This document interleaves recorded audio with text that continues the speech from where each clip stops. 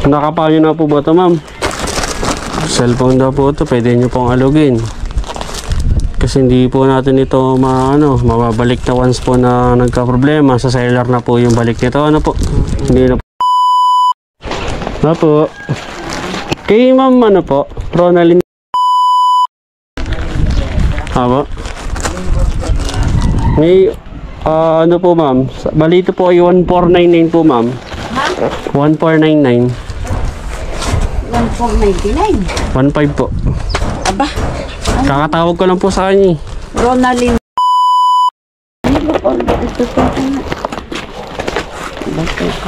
Pakitawagan mo nga at nang makausap ko. Hindi ko alam kung ano to. Kakatawag ko lang po sa kanya. Cellphone daw po yan. Sabi po niya. Pero pwede nyo po muna kapain ma'am habang hindi pa natin nabubuksan. Kasi once nabuksan na po yan, babayaran nyo na po. Pwede ba tawagan mo at nang makausap ko, dali. At nang ako hindi ko alam to hindi naman binilin sa akin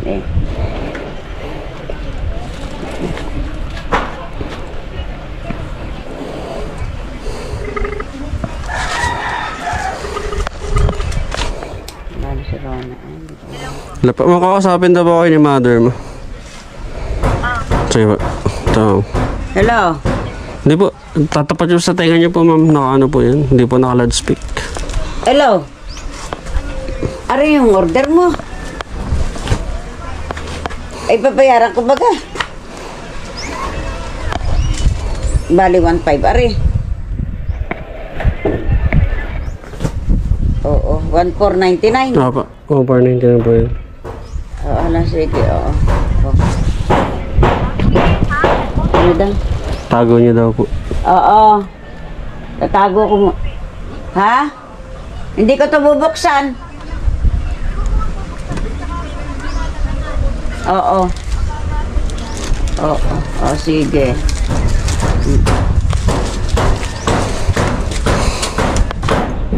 Ma'am, pero muna ako ma'am. Pipicturean ko lang po. Nakapanyo na po ba ito ma'am? Cellphone daw po ito. Pwede nyo pong alugin. Kasi hindi po natin ito mababalik na once po na nagka-problema. Sa seller na po yung balik nito. Ano po? Hindi na po sa akin. Kaya pinapahawak ko po sa inyo. Kapain nyo po muna. Inaalog nyo kung ano po talaga yung laman. Kasi hindi po natin pwede buksan. Sabi ko naman, titingnan ko. Kasi wala akong kasama dito. Yung mga anak ko may wala. Kayo po ma'am. Mamaya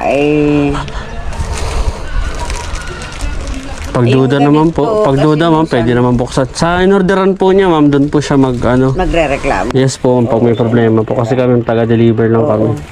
Ano? Sige po.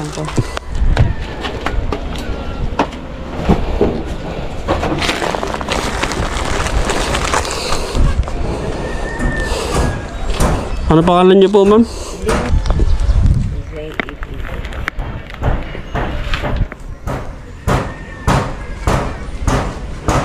Papirma nga ma'am dito. Anong... Sulat po kayo ng daliri. Sige po. Yeah.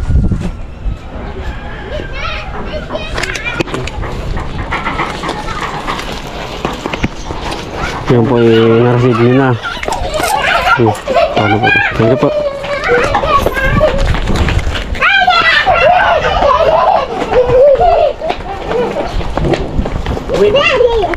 Uwi din dali.